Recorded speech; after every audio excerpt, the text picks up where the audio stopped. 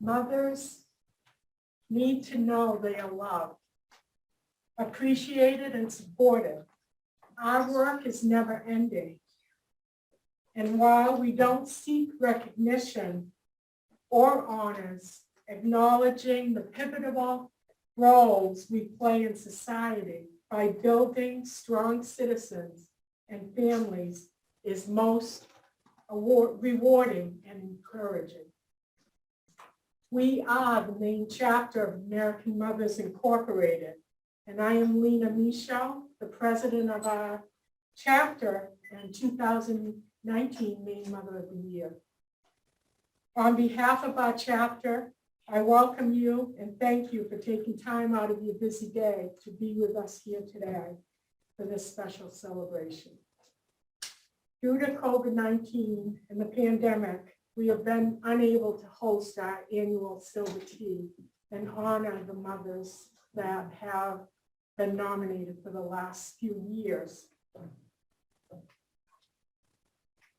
Today, we are stepping back in time and honoring our 2020 Maine Mother of the Year, Adrienne Thayer of Oakland, our 2021 Maine Mother of the Year, Lynn Leclerc Geary of Scarborough, and our 2022 Maine Mother of the Year, Patricia Morris Clark of Reedfield. We also will be honoring mothers and women of achievement for the state of Maine. In 2020, we presented Laura Benedict of the Red Barn with the 2020 Woman of the Year Achievement Award. For 2021, we have selected Lisa Wardwell of Augusta. She owns Lisa's Restaurant and catering service. And for the 2022 Mother of Achievement, we will be honoring Kelly Pillsbury, our treasurer. We would like to start. We would like to start off our program by inviting Reverend Susan Taylor of St. Andrew's Episcopal Church in Winthrop to offer an opening prayer of blessing.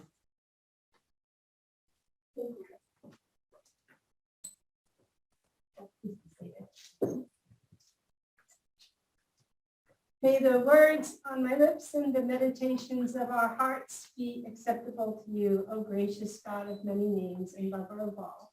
Let us pray. Holy maternal divine, it is in keeping with your own example of radical love, abundant, incalculable, some say foolish or even reckless, that mothers across the globe desire to make the world a better place for our children and for generations to come. Mother's amazing love seeks the well-being of children that often carries a heavy sacrificial cost in the effort to do justice, love mercy, and walk humbly. Maternal love looks past flaws and imperfections, actively seeking to protect and preserve the health and well-being of those in her care. As we approach Mother's Day, we pause to give thanks and rejoice for the life given us by our mothers and for all the women in our lives who have chosen to nurture us. We pray for clear vision to see things realistically while trusting that we are guided in our efforts to restore and labor on behalf of the so-called least of these, they who are most vulnerable and at risk. We ask for increase in our strength, which comes not from our sameness, but from our unity amidst our diversity. As we acknowledge each individual's uniqueness and value, and we understand the unique contextual challenges, we embrace and share a mother's heart, pulling us forward to love more and love better. We find our way to love concretely, expressed through hands that deliver diapers or food, build shelters, open books, and raise voices in the cry for justice in budgets and laws. Through our deeds, love's light is ever broadened across the path towards a better life together, helping to improve health, sanitation, education, and housing. Today, we call upon American mothers to unite past political, ethnic, or religious divides and to see farther, to care deeper, and to serve more. Serving at home or abroad in great and small ways, we are making a difference. Together, let us find wisdom, patience, and courage to heal the world, one scraped heart, as I heard, at a time, and all for love's sake. Amen. Amen. I would like to introduce past Maine Mother of the Year honorees. To my left is my mother, 2015 Mother of the Year, Terry Cludier. We also have 2017 Maine Mother of the Year, Kitty White.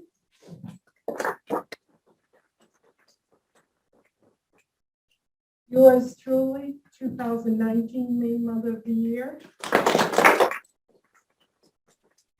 2020 Maine Mother of the Year, Adrienne Thayer. 2022 Maine Mother of the Year, Patricia Clark.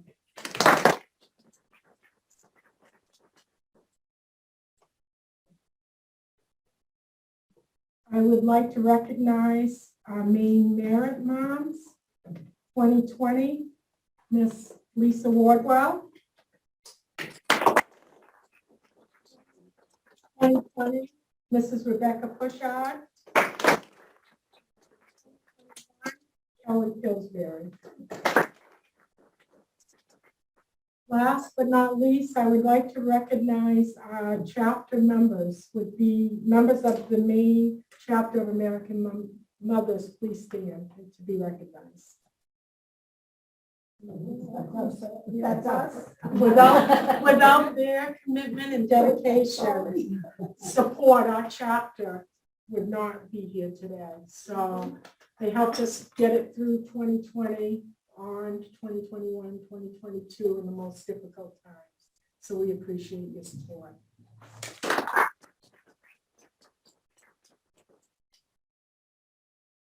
We extended our hands of friendship to a local nursing home in 2020, offering a basket full of activities for the residents there to enjoy. Many of them were not able to see their families. Some very, very difficult times. So we filled the basket and brought some joy into their lives. We worked hard to distribute hundreds of handmade quilts and Afghans for at-risk babies and children throughout our communities. During some of the most unimaginable pandemic times, they provided security, love, and warmth during those times, protecting these children. We adopted the Teen Parent Program at the Maine Home of Little Wanderers, showering them with gifts last Christmas. There are 12 teen moms there, and a lot of them were not well supported by their families. My car was packed to the brim. I couldn't have fit another thing in. And we brought those gifts, and I'll tell you, they were very much appreciated. We've supported the Greater Augusta Back to School program, putting thousands of backpacks into the hands of our youth in the community, healthy snacks, winter coats, giving every child a chance to have the tools they need to succeed in school. I could go on and on and on about the things that our chapter has done, as small as we've been. However, we're here today to honor our Maine moms. So moving forward with the program, I would like to introduce a special distinguished guest and invite him to say a few words.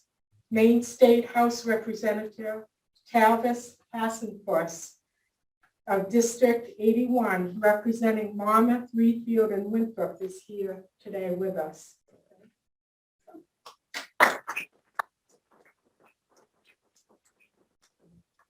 I just wanted to say thank you very much for the invite.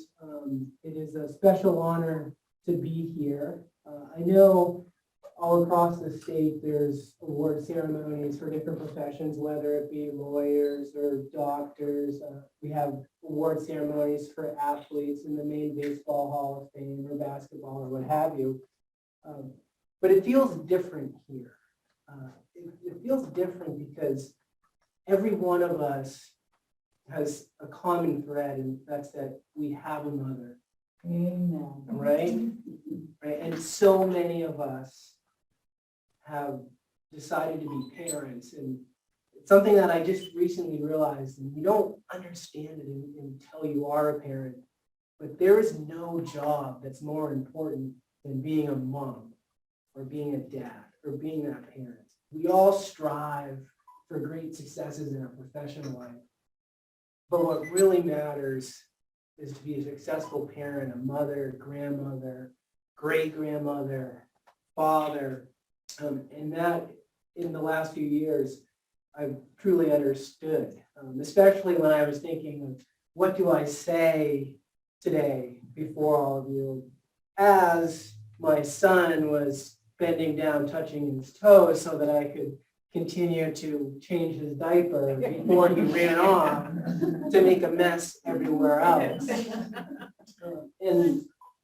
And I think just every day we realize how important it is to have strong parents, not only our own parents, but also members of the community. And Patricia, I think of you and what you're doing with all of the kids in the Reedfield community, in the greater Reedfield community, in the Augusta area, at UMA, and making sure that they all have the basic education needed to succeed, and starting early.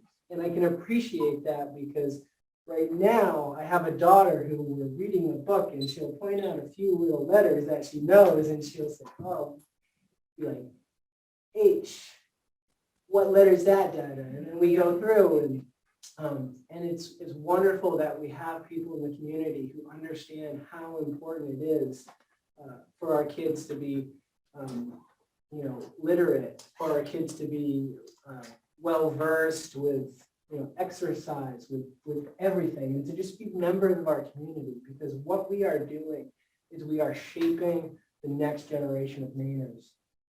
And it's crucial that we start early and we never give up, right? Never give up.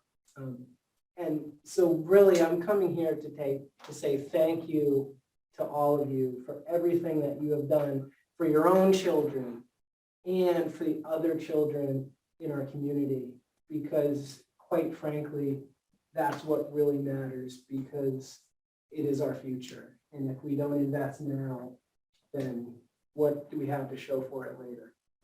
And I know I'm preaching to the choir, and nobody here is going to disagree with me. But I came because it's very important, and I wanted to say thank you on behalf of everybody in the Reedfield, Winthrop, and Monmouth community for doing everything that you have done for our children. And thank you on behalf of the state of Maine, because I'm thinking we're going to have a bright future, because we have a lot of people who are dedicated to our children. So I'm happy to chat with any of you about anything in particular later. But once again, thank you so much, and my most sincere congratulations to you. And like I said, this is a very, very important award, because what is more important than being a parent?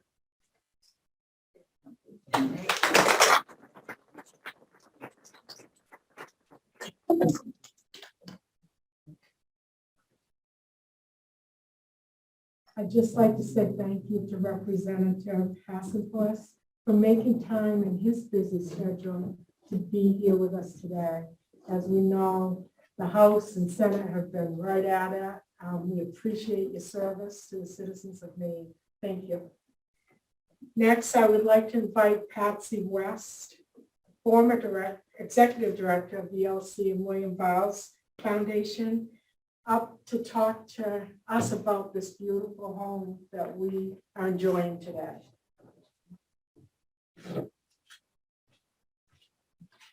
On behalf of the Elsie and William Biles Foundation, I welcome you. Lena and I start talking about this back in November.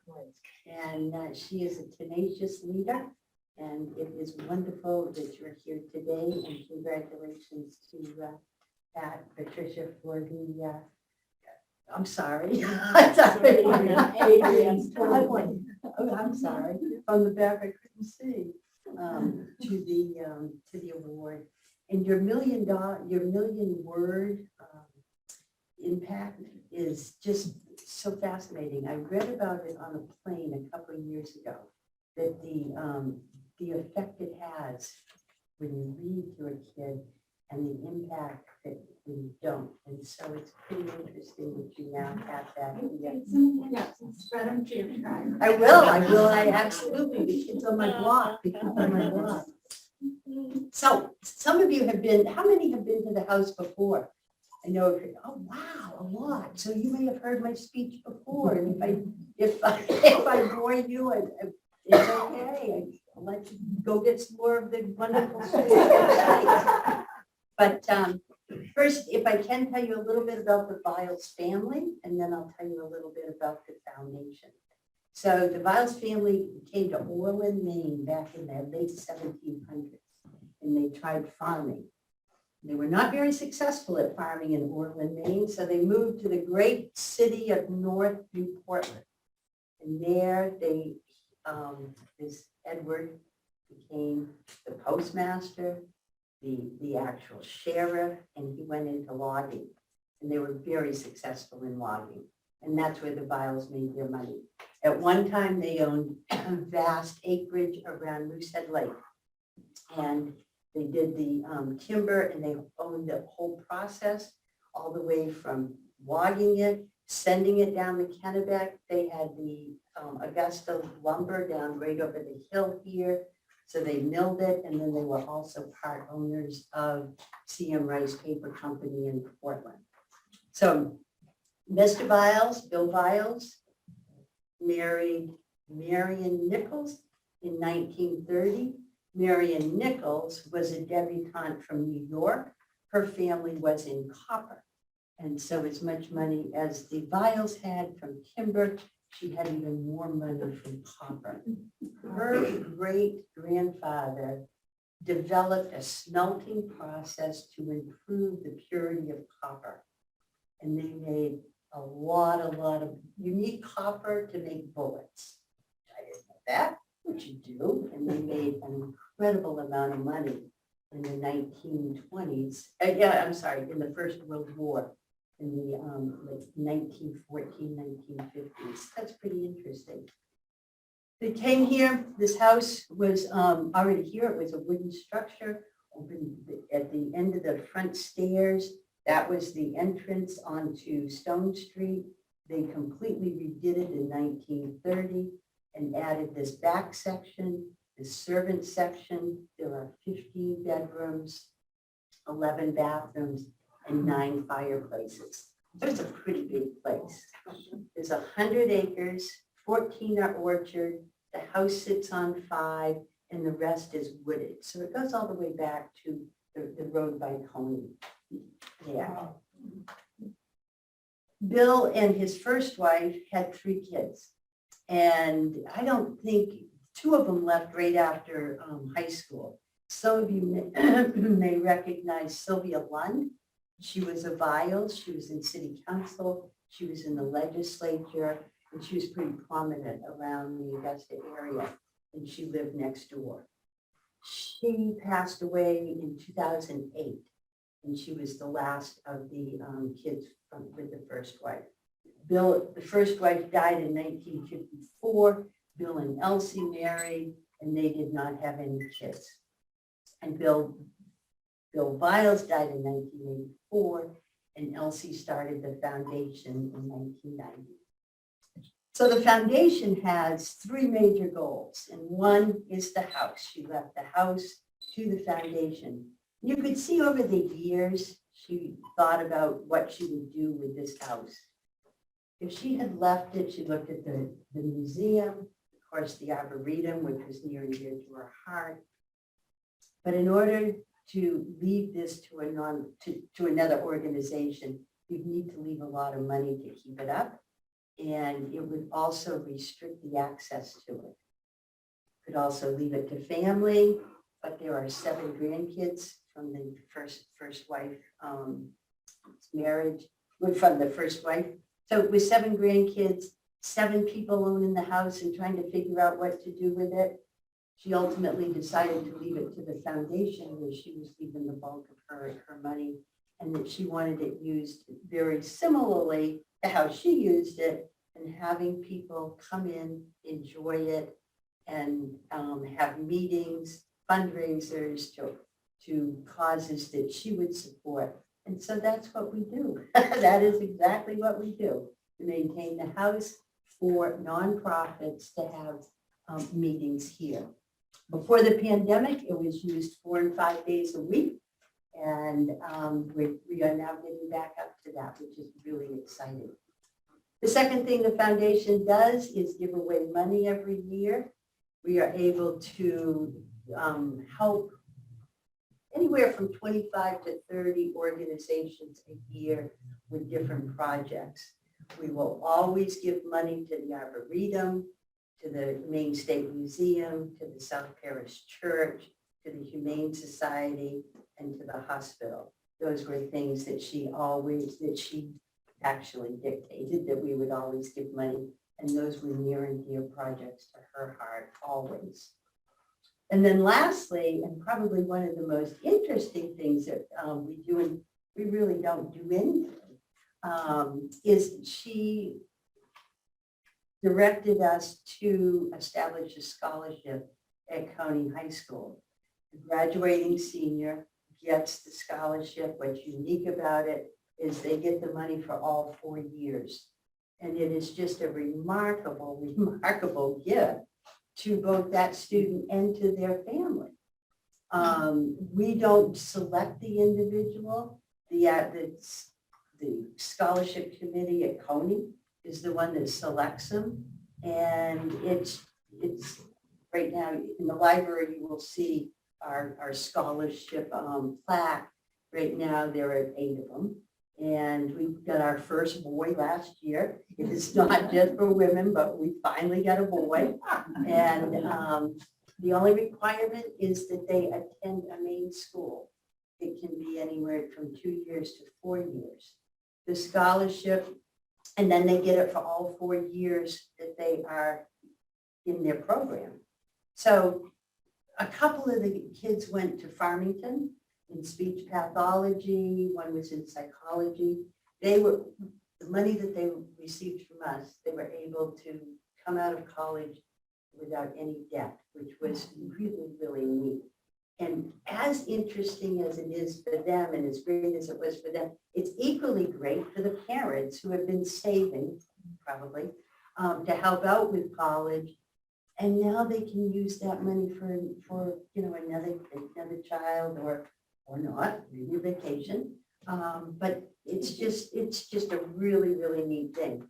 It also allows those students coming out debt-free to go on to get their master's. And so far, I think all of them have that graduated. One has gone on to law school. So the money that we give can pay almost full boat at the public school, at the universities, the public universities. It makes a little dent if you're going to Colby or Bowdoin. And we decided early on that we would give the same amount to all the kids, whether they went to a community college or whether they went to a public, everybody gets $17,500 a year. So it's really neat. We have, so somebody went into pre-law, somebody in speech pathology. There is a pre-med, 2 pre-meds. There is a nurse that graduated this year, and it's neat. And we don't select them, and Coney Scholarship Committee has done an amazing job of selecting high caliber kids.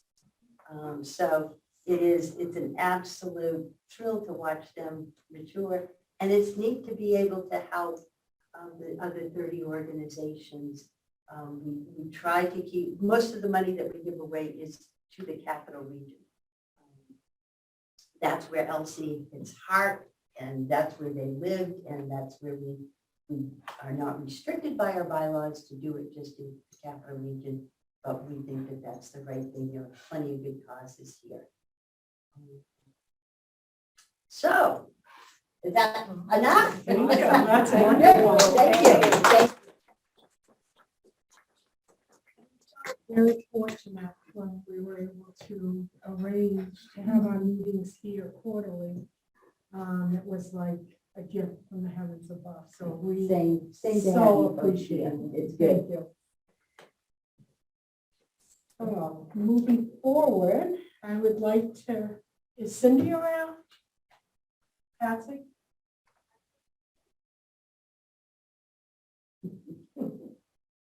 Cindy's the new executive director of the Files Foundation.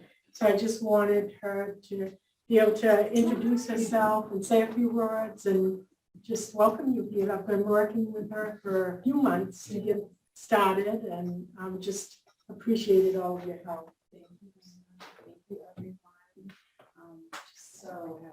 So happy to be here and be a part of this special event. I enjoyed working with you tremendously. We had so much fun doing those teacups out last night. I can tell you, it was a wonderful time. So I live in Augusta with my husband and my son. I could walk here if I need to. We live over in the Mayfair neighborhood and try to be as involved in the community as possible. And if you have any questions either about the house or using the house or anything like that, please let me know. If you know of someone that you think would be interested in. As Patsy mentioned, we'd love to get that calendar built. Okay. So thank you so much. And if you want to tour later or anything, let me know as well. I'll be in the servants' quarters.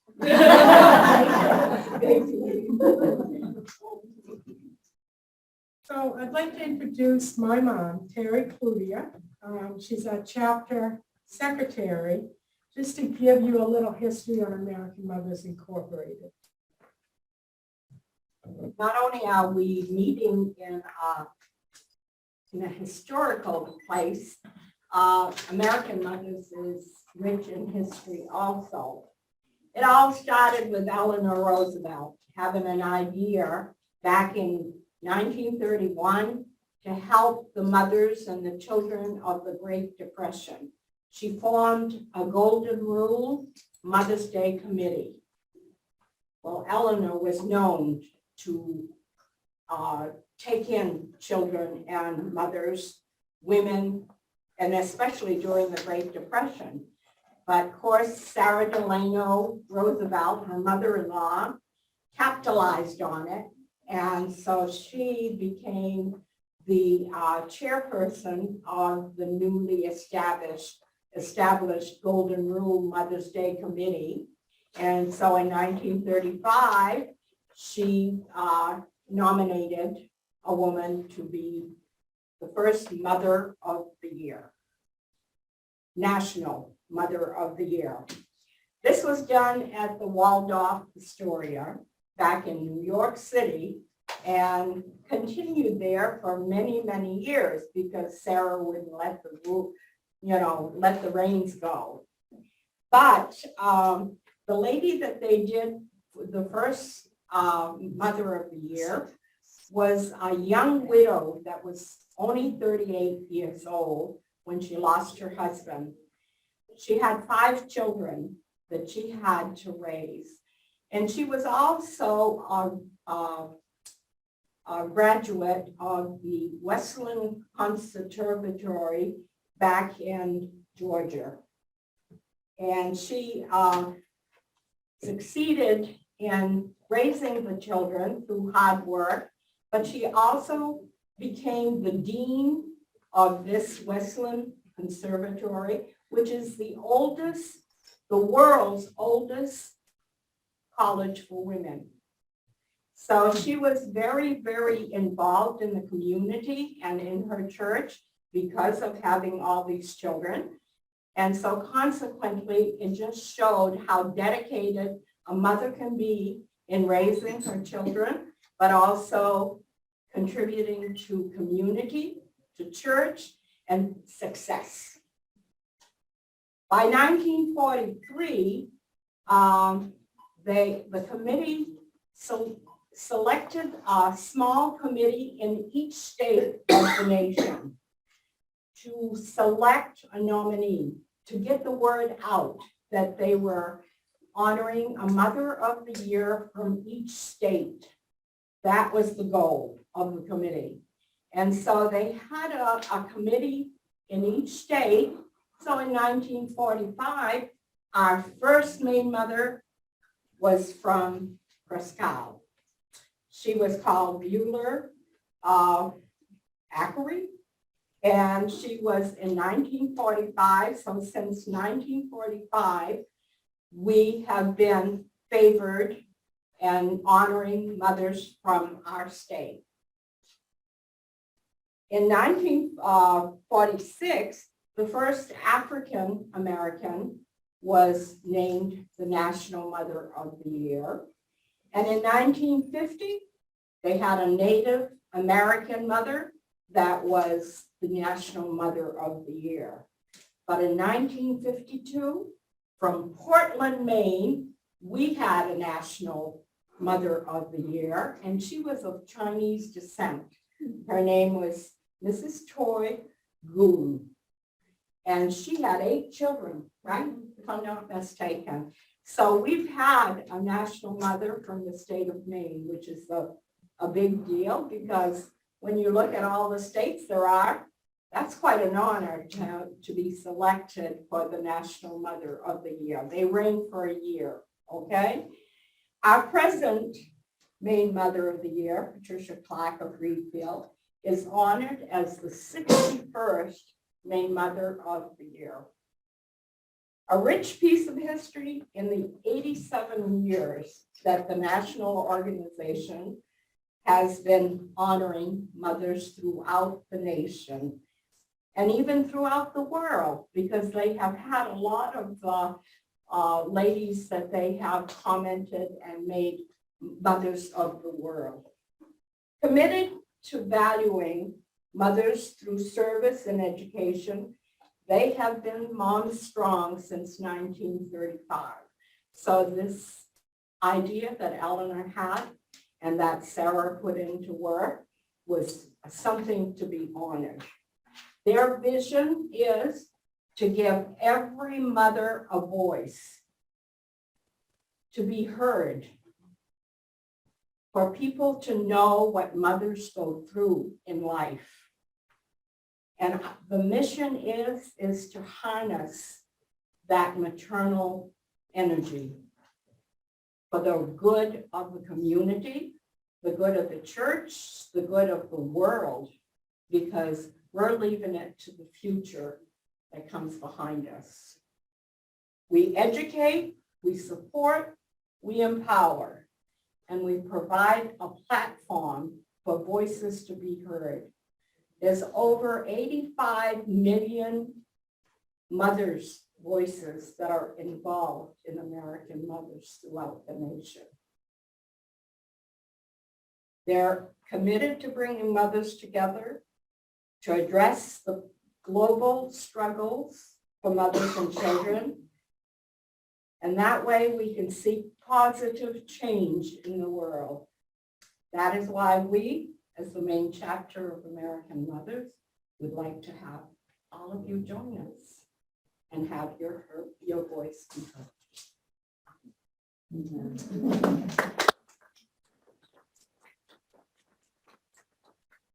Well, moving on with the program, I'd like to invite our 2020 Maine Mother of the Year up to speak for herself. Her name is Adrienne Fair, and she's from Oakland. Thank you, Ann. You're welcome. And thank you so much for letting me come up and congratulate you on your award. It is quite an honor. And I know Mother to Mother, sometimes it can be hard to have people pay attention to the work we do, because we know that sometimes we're just doing it because it's what all we know. And I wish my mom was here so that I could not cry again.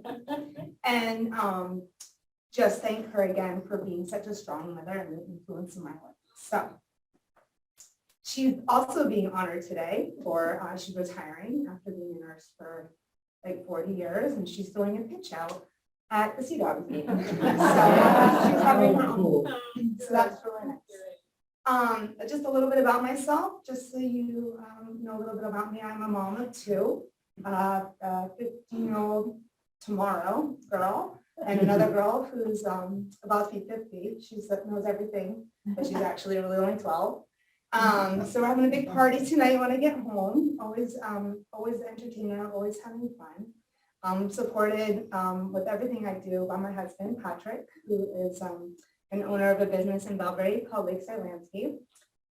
I grew up in Belfast, Maine, but I live in Oakland now. I went to the University of Southern Maine and graduated with a bachelor's in psychology. Kind of wish I knew about that scholarship. I feel like I would have been a good candidate for that back then. And when I graduated from school, I wasn't really sure what I was going to do. I just knew I wanted to help where I could. And having a bachelor's in psychology, I decided to go into social work. So I worked for the Department of Health and Human Services in Augusta, Maine, actually, for about 15 years doing child protective casework. And then that eventually led to me doing permanency and adoption as a supervisor. And I worked with Lena, which is where we met. It was there that I became involved in and committed to the nonprofit that I currently am the board president for. And I'll tell you about that in a second. I stopped working for the department because my husband's business required some extra help, and I saw the opportunity to have a little bit more time with my kids. And I just found out that really I'm just a glorified Uber driver right now. No, I'm a little bit more than that, but that's what I feel like right now. So I had more time on my hands, and I had been involved with this Camp to Belong, Maine, which is a nonprofit organization that I'm the board president for, and I'm also the camp director for. And just a little bit of history, because it's a nice opportunity to share what I'm so passionate about and maybe get one more person involved in it, is a camp that reunites siblings that are separated because of foster care. So that's either because they're placed into different homes or because they've been adopted into different homes or some other planned arrangement. Unfortunately, when you get more than one or two kids that need a placement, it can be really hard to find a place for all of them to go together. And if any of you have siblings, which most of us do, I think we can take for granted the idea of growing up and living with them and the relationship that you build with them without even realizing it, by learning what it's like to fight with somebody and then make up with them and, sneak into their room at night and, have confidences with them about things that you maybe don't tell your parents.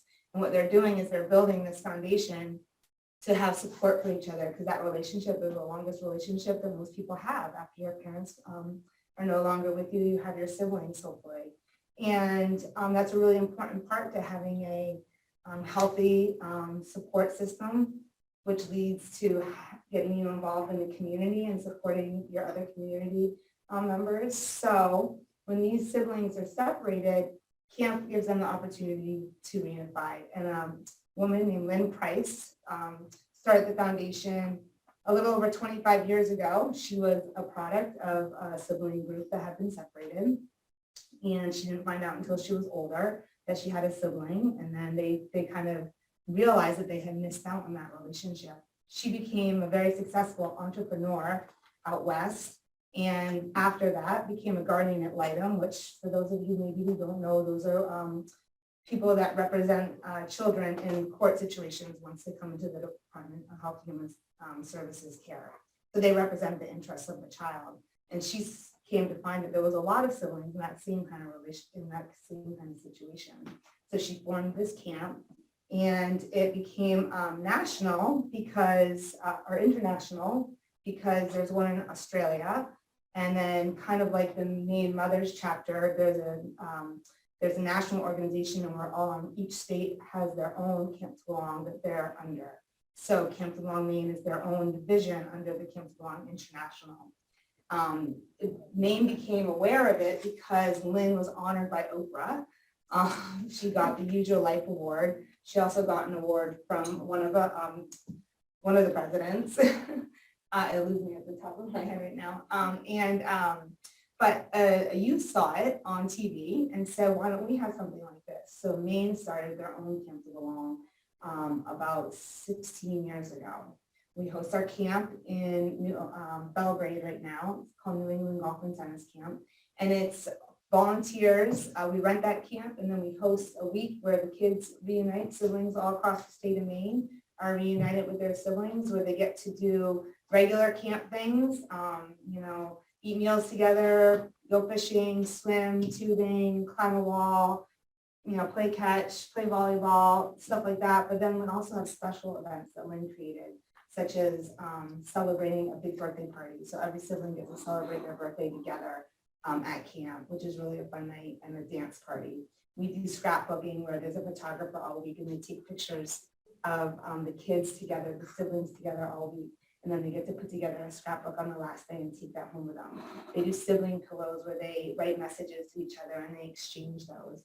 We talk to the children and teach them about the Sibling Bill of Rights, which was established by a youth that was in foster care, about what their rights are as youth that are in care, how do they advocate for themselves, how do they maintain a relationship, how do they get back to the community when they get older. So that's kind of what camp is. And we're a nonprofit. We raise money all year long to host this camp. The Department of Health and Human Services also really supports this camp. We have a 5K coming up in Augusta in June. That's a big moneymaker for us. And it's a fun event because it gets awareness out also about the other services that are available for youth and families that are impacted or involved in foster care. So we have lots of other agencies like therapeutic foster care agencies, or Project Sparrow, which is an organization that donates supplies and funds to youth that come into care in the middle of the night, and a family that doesn't maybe have everything they need right then. So there's so many different resources out there, and we just use that as an opportunity, the 5K, to continue to bring awareness about the needs and what you can do to get involved.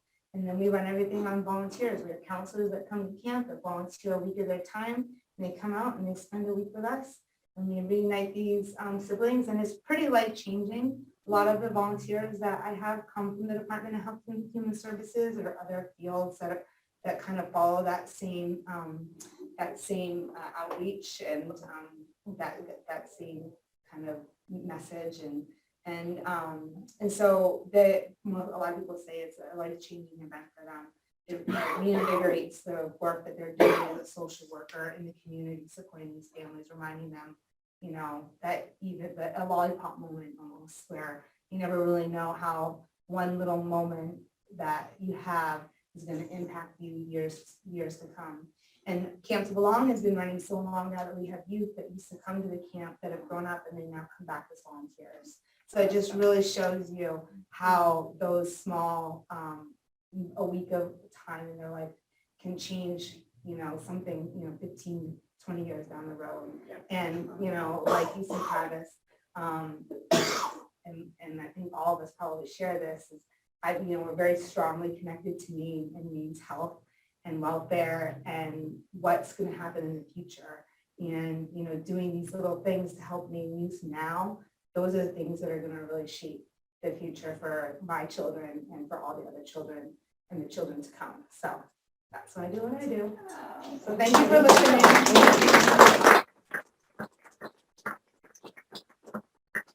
2021 Maine Mother of the Year, Lynn Leclerc Daly, could not be here with us today. However, she sent a message, and Kelly will read that for us. Thank you so much, American Mothers, for the positive experience you've given my family and I. I am truly honored and humbled to be recognized as Mother of the Year for Maine last year. Throughout this journey, I have witnessed and met the most inspiring and dedicated moms that are true leaders. The camaraderie and kindness in this group and the connections I have made has given me strength, aspiration, and confidence. My foundation, Robbie Foundation, was awarded the Golden Rule Grant Fund. Thank you for giving me this platform to help promote our cause and for supporting our mission to help children with special needs in the state of Maine. It has been and will continue to be my pleasure to serve this population. But my ultimate pleasure and privilege is, of course, raising my 23-year-old son who lives with a disability. I am certain that many of you feel, like I do, when I think of all the deserving moms out there who are on the same journey we are. Let this recognition go to all of them as we hold them in our high honor and so deserving of our respect and praise. Thank you, Lynn.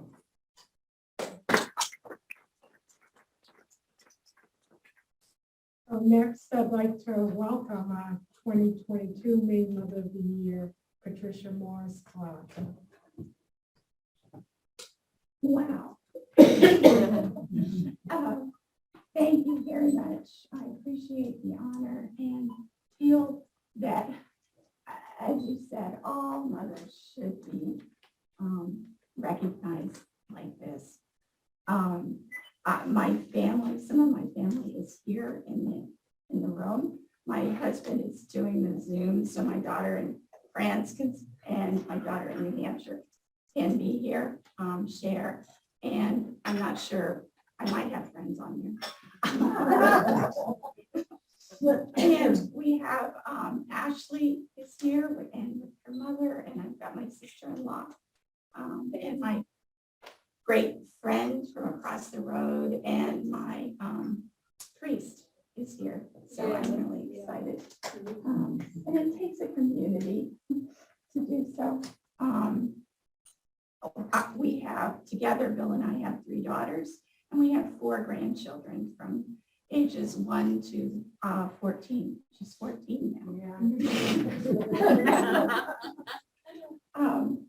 And I got involved with children and teaching when I was in high school. I volunteered at a Head Start program in Plattsburgh, Nebraska, which is a long ways from here.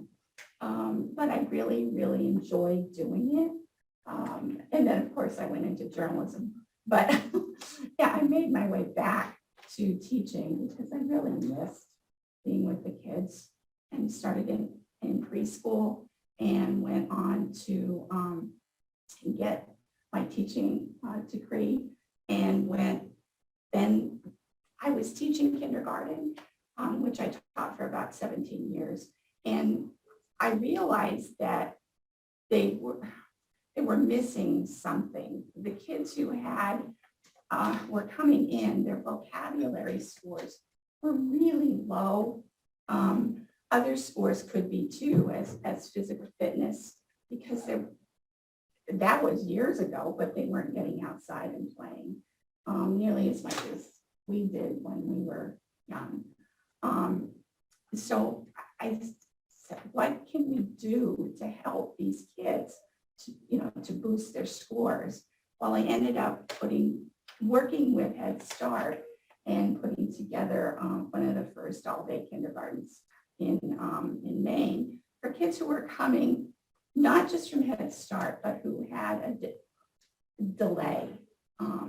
Because I saw that the kids who were staying, they were with me in the morning and they went into, say, a special ed room in the afternoon for special services, were coming out a lot more enriched than the kids who were just, we had half-day kindergarten. By the time you got their snowsuits off in the morning, and then put them back on for recess, and then got to get them ready. It was just, it took a lot of time, but I do miss them sometimes. And so we started developing this, we call it Super K, the program, and getting funding from out of state, a lot of funding. And also working with USM at that time. I teach at UMA now, but we worked with USM to test and have a qualitative as well as a quantitative measure of success. And the kids were that whole day. And it was a lot of play. It was different from the way it is now in kindergarten. But I feel sometimes we're pushing kids into reading too soon. I mean, the last year I taught kindergarten, I had kids who weren't even 5 yet, many actually, and they weren't ready. They needed to learn how to organize their bodies in space.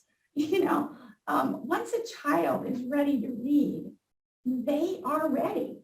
That bulb turns on and they're motivated, but their whole body has to be ready. And so we, worked in that area. And then I decided I wanted to go on, and I got the master's in special education so that I could help the kids who it took too long to get them help. And it worked out to be really well. But then I decided, well, maybe if I could teach teachers, if I could get to them before they got into school and social workers, because I'm half mental health and human services and half education at UMA. I'm the director of early childhood studies, and so it's a big umbrella. And I like having mixed classes because the classes have, we have criminal justice people, we have people from library science, we have people from social, mental health, social work, we have people, and then we've got teachers. And so you get everybody talking together. And they're talking, even if they're talking online, because we have moved a lot of our classes online. But I decided that my platform was going to be literacy because I really feel that most parents want to do well by their children. They really do, but they may not know how much reading to them can help. I mean, we've got all these devices that can read to them, but there's nothing like holding a child on your lap and reading a book. It gives you goosebumps. You got it. It's so enriching, and it's not just the book. It's the whole way of how they feel when they're hearing the book. They get to love books this way. And when I heard about this study at Ohio University, where if you read 5 books a day until your child is in kindergarten, that child will be over 1 million words ahead of a child who's not read to or not read to very often. That's a lot of words. And it's not just that you're talking to the child about the book, but it's also that they're hearing these new words that they've never heard before. They don't know them. So when they get to read, when they're in kindergarten or first grade, they'll go, oh, I know what an igloo is. But if you've never heard the word igloo, maybe you might be able to sound it out, but it's not going to be as meaningful to you as it is if you actually know what that is. And so we're reading books, nonfiction, fiction, all different types of picture books. I mean, the picture books are so cool nowadays. And so the kids, they take that in. You know how they're like little sponges. They take everything. Sometimes things you don't want them to take. Oh, you heard me say that? But this 1 million word gap, it's too much. The kids, they're coming in at such a disadvantage, and it's so hard to catch up. In fact, sometimes they just don't, because you think about the kids who come in with that 1 million words, they're going to keep on moving. They're not going to be standing still. And I just, I brought a book. I always start my classes by reading a book because you can give them a bibliography, but they're not necessarily going to look up those books. And I didn't ever do that. I love books. So I'd read a story having something to do with what we're covering that night.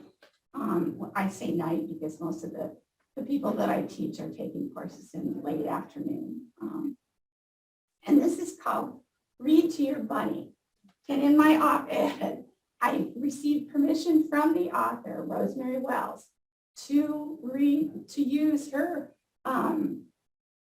words. She said, yes, she can do that, but I'd rather come and do it myself. And it's by Rosemary Wells, and it's called Read to Your Bunny. I'm not going to try and show you the pictures, but you can imagine what they look like. Because sometimes kids need to use their imaginations a little more. Read to your bunny often. It's 20 minutes of fun. It's 20 minutes of moonlight in 20 minutes of sun. It's 20 old favorite minutes, 20 minutes brand new. Read to your bunny often, and your bunny will read to you.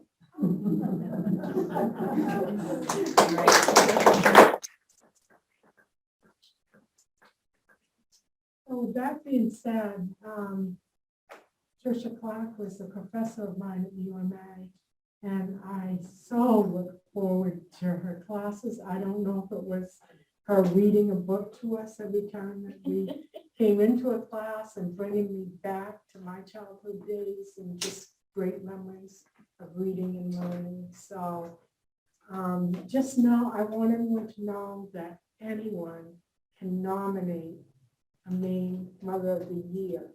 If you know someone in another state, you can nominate a mother from another state. It's simple. You go online to AmericanMothers.org. You fill out a blurb about that person, and then the national office contacts them and asks them if they would like to complete a portfolio and move on to becoming an honoree. So you've heard about our Merit Moms.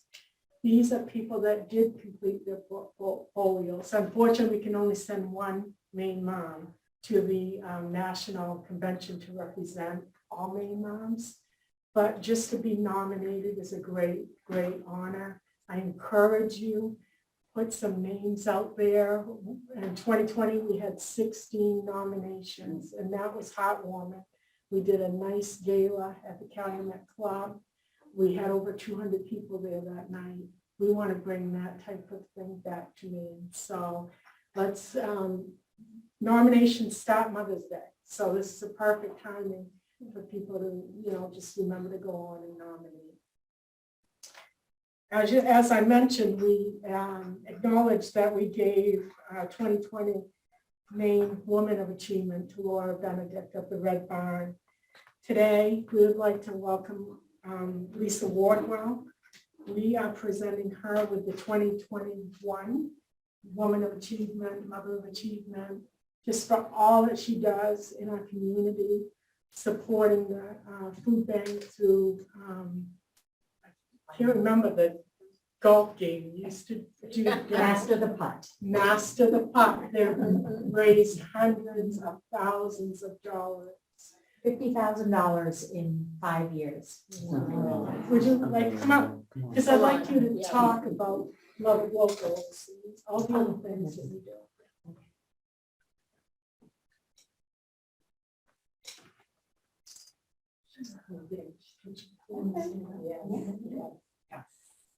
Yes. Hold on there.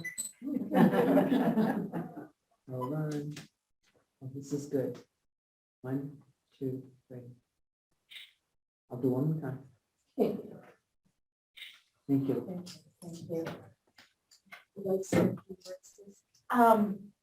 This comes at such a strange time in my life. I thought I had raised my kids and I was all done being a mom, and they were off on their journey doing very well. And I recently, 9 weeks ago, became full-time mother to a 9-year-old and an 11-year-old. Wow. Really? Yeah, so we're gonna bite that bullet again and see if I can survive this a second time around. I was raised by a very strong mother who didn't have a lot of support.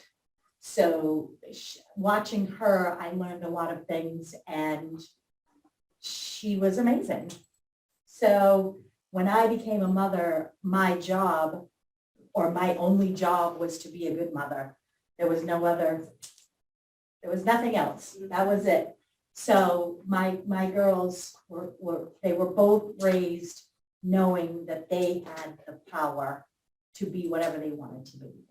And that was important to me. And they've grown up fabulous. My oldest daughter works with me. She's the manager of my restaurant, and we come up with ideas to raise money and help people in the community.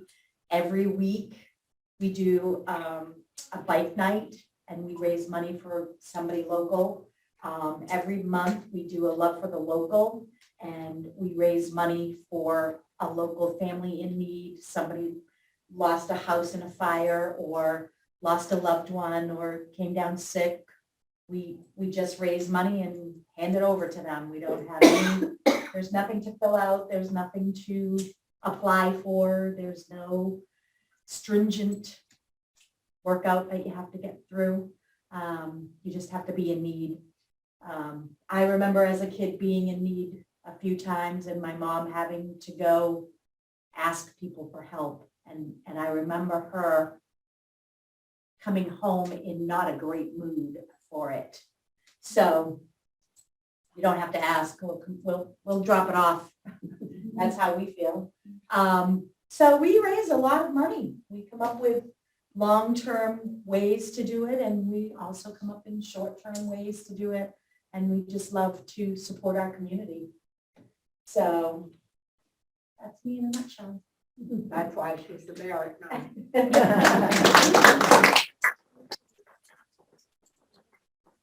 And next we'd like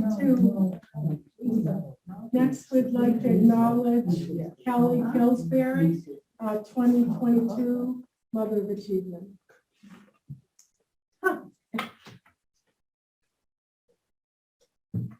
I didn't even, when I walked in, I saw this and I saw my name on it, and I thought that was just because of the merit long thing, and I was going around handing tickets, I never saw that sitting on the table. Just put it over there, I saw Lisa's, and then I went. So, thank you for this honor, I truly appreciate it. I'm not prepared to speak because I'm surprised, otherwise I would have talked for some time. I am a mom of two grown boys, 33 and almost 29, and I now have a grandson and a granddaughter. I likely have received this because of the volunteer work I've done with children. I have been a Boy Scout volunteer for 26 or 7 years now, having started out when my oldest was in kindergarten. And as they graduated and went through, I kind of hung out. I just love hanging out with the Cub Scout level. We talk about watching the development. I think you mentioned the development of these kids as they mature and they learn life things.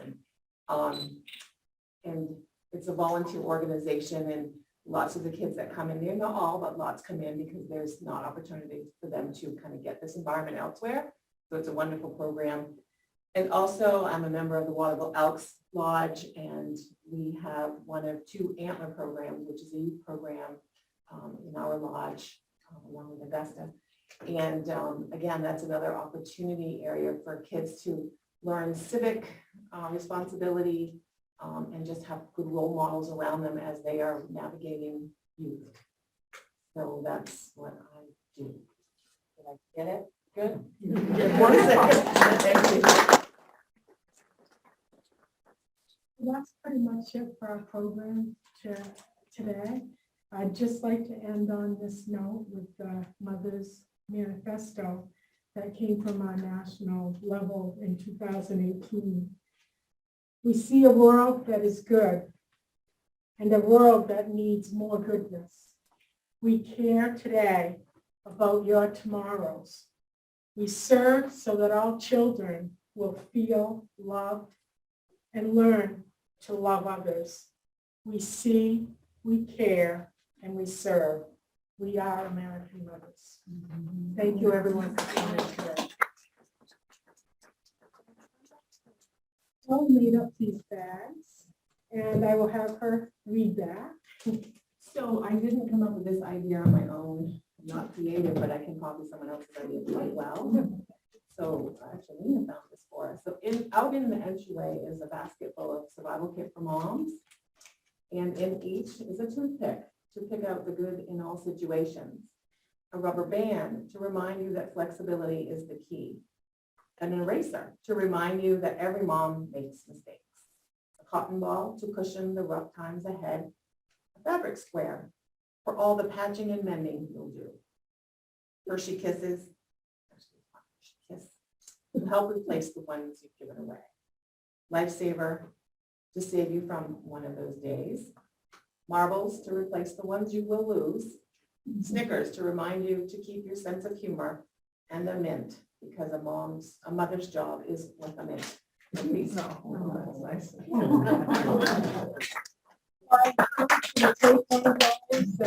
Maybe give it to a mom that you think would appreciate just that little gesture and support. We have tickets. Everyone should have gotten a ticket. The basket's up there. Yeah, grab that. That's going to be for the centerpiece that's on the table in the dining area. Also, the goodies, we have little baggies, because we would love you to take home 2 cookies. But I didn't get a ticket. you didn't get a ticket. You have one now? Oh, thank you. Here you go. Everyone get it?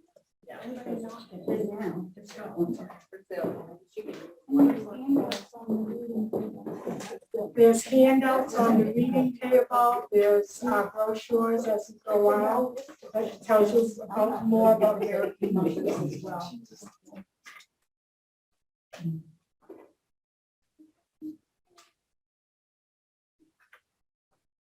577749. I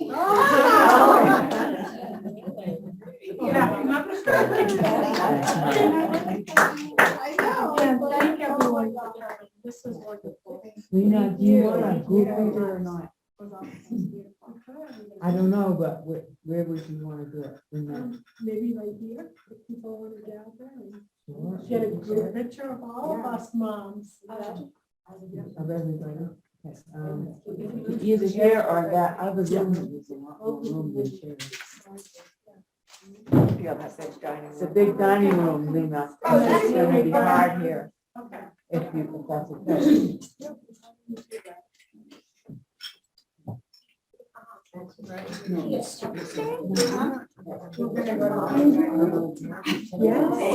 like her hair.